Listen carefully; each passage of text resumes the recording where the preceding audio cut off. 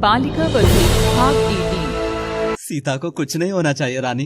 वो दर्द में इतना चीख क्यों रही थी? देखो रानी, कमरे के बाहर तक उसकी चीखें आ रही हैं। ओह ओह माँ।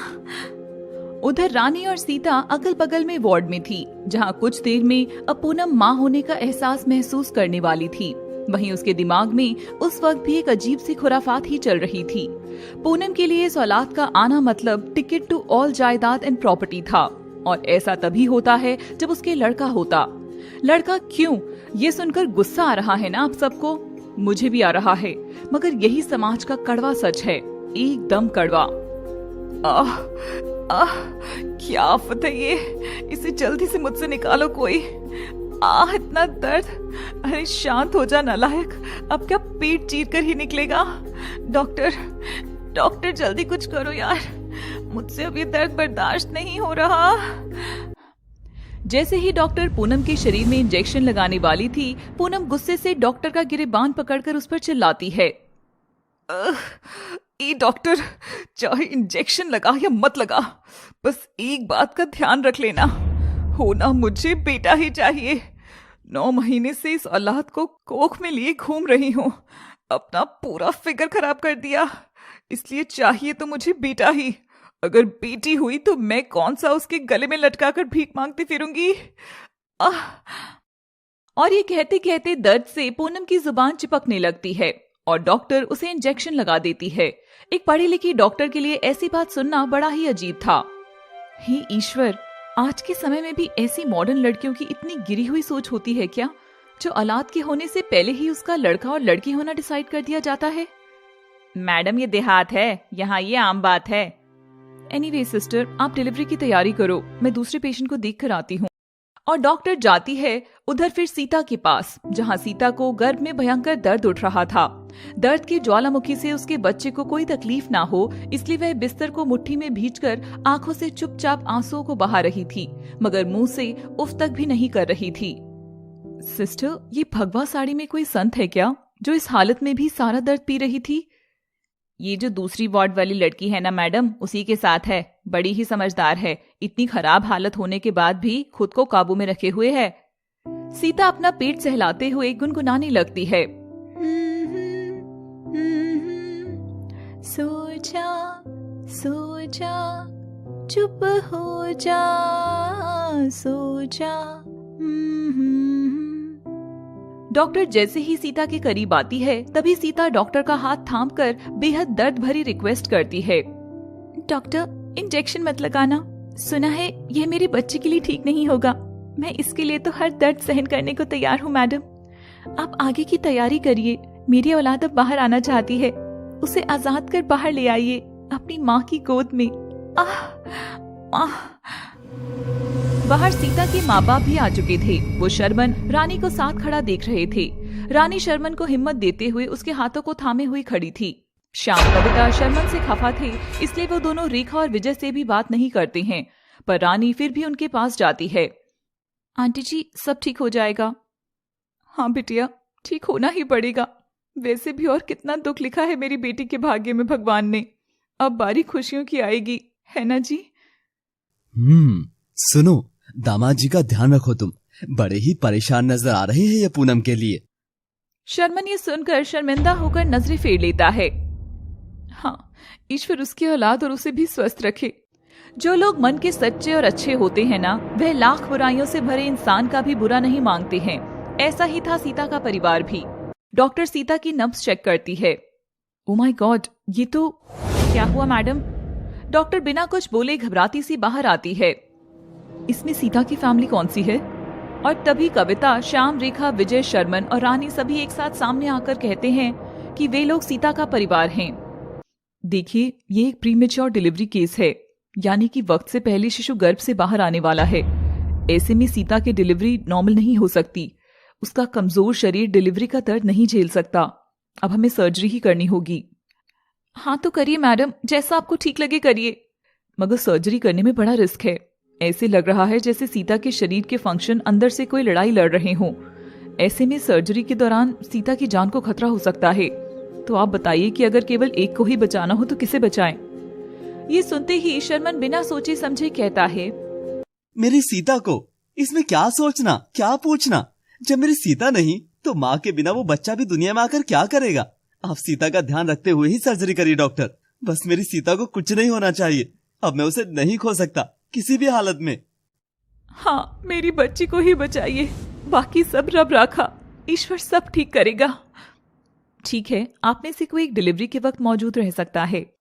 ये सुन रानी सीता के साथ रहने का फैसला लेकर वार्ड में जाने लगती है और तभी डॉक्टर रुकती है और शर्मन से कहती है, वैसे आप पेशेंट के क्या लगते हैं?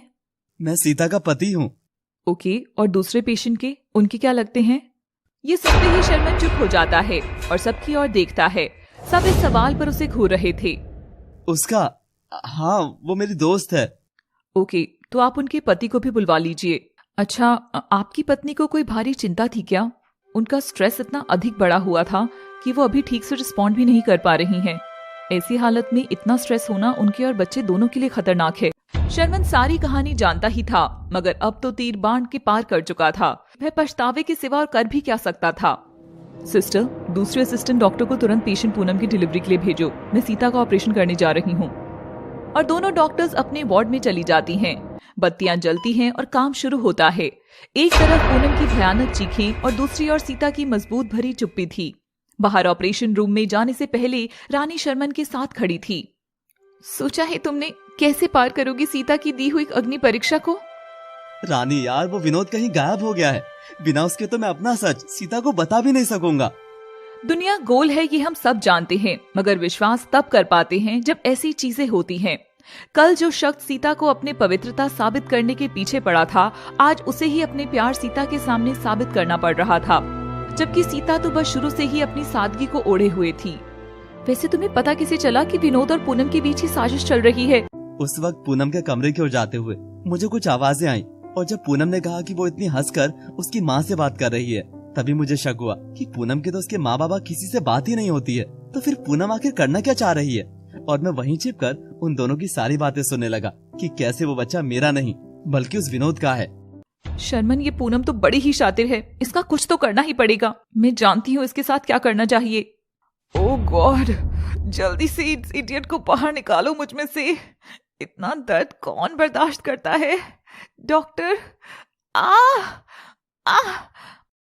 और उधर पूनम की डिलीवरी हो जाती है। कमरे में बच्चे की रोने की आवाज गूंज रही थी। डॉक्टर पूनम के बेबी को उसके बगल में पालने में रख देती है। उधर सीता का बड़ा ऑपरेशन चल रहा था।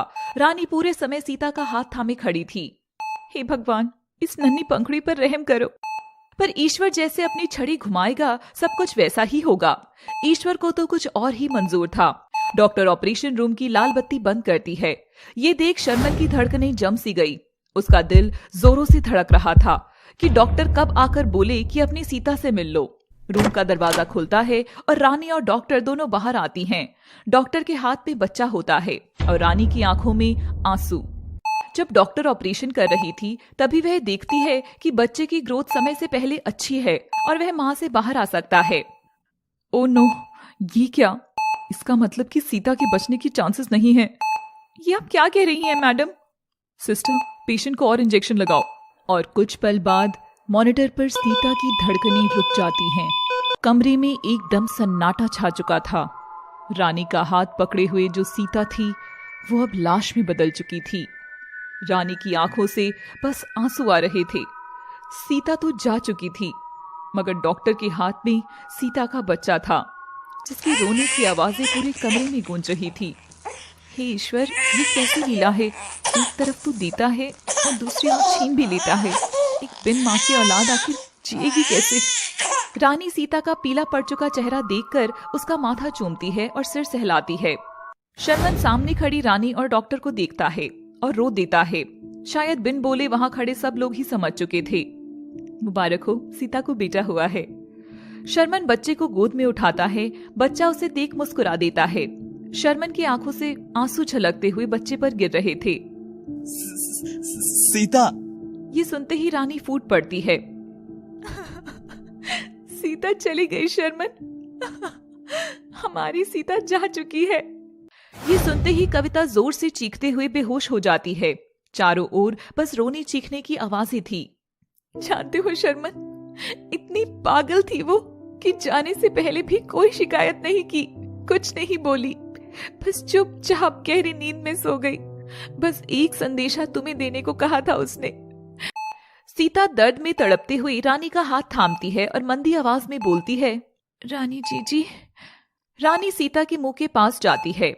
रानी जी, शर्मन बाबू, मेरे बाबू को कहना मेरा सब उनका ही है, जीवन भी और मौत भी, ये बच्चा भी और मेरी यादें भी, सब देकर जा रही हूँ। किसी एक के लिए जीकर आज मर रही हूँ, सुकून इसी में है। आप सब अपना ख्याल रखना। ये सुनते ही शर्मन दौड़कर वार्ड में जाता है और सफेद चादर से लिपटी अपनी सुहागन सीता को देखता है, जो अब रोशनी में गायब हो चुकी थी। कितनी नौटंकी करती है ना लड़की भी ना, मुझे तंग करने के लिए। बस ऐसे ही था, बस करो ना तुम।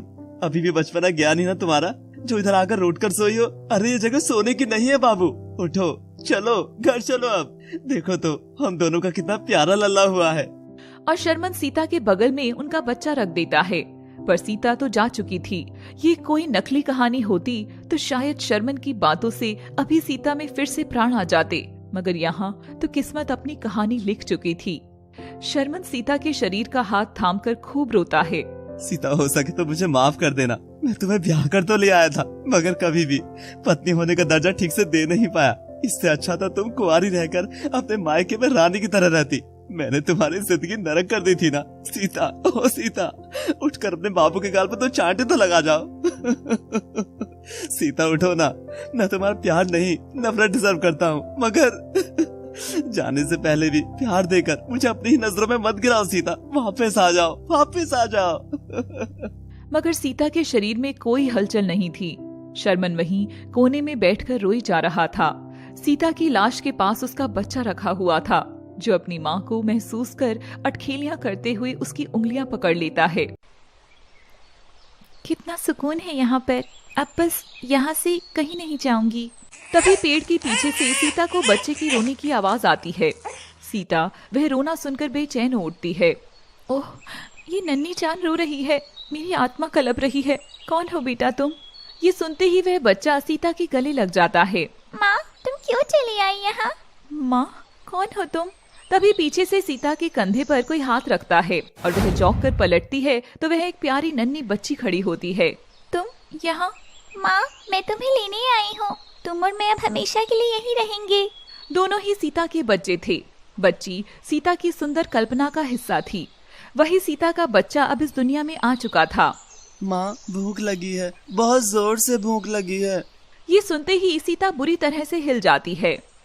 सीता का बच्चा रो रहा था कि तभी वार्ड में हॉस्पिटल का लड़का आता है। सर, मुझे लाश को यहाँ से हटाना होगा। खबरदार, जो मेरी सीता को लाश कहा। वहाँ और भी लोग आ जाते हैं। तभी सीता के कानों में फिर से वही शब्द गूंज उठते हैं। माँ, भूख लग रही है, उठ जाओ ना माँ। नहीं, माँ मेरे साथ स्वर्ग में रहेगी। चलो माँ, ये दुनिया हम दोनों के लिए नहीं है। माँ, तू क्या मुझे छोड़कर चली जाएगी? एक काम कर माँ, अपने साथ मेरी भी सांसें रोक दे, मुझे भी अपने साथ ले जा माँ। अब मुझसे ये भूख बर्दाश्त नहीं हो रही है। और सीता के कानों में बस अपने भूखे बच्चे का रोना गूंज रहा था। और तभी अचानक से सीता की लाश सांस बटोरती है। अब देखिए आगे की इस कहानी में और क्या उतार चढ़ाव आने वाले हैं। आपकी पसंदीदा कहानी अब अपने अंत को है, इसलिए साथ और प्यार बनाए रखें। नई कहानी तक देखते रहिए बालिका वधू केवल लव सिटी पर। Thanks for watching.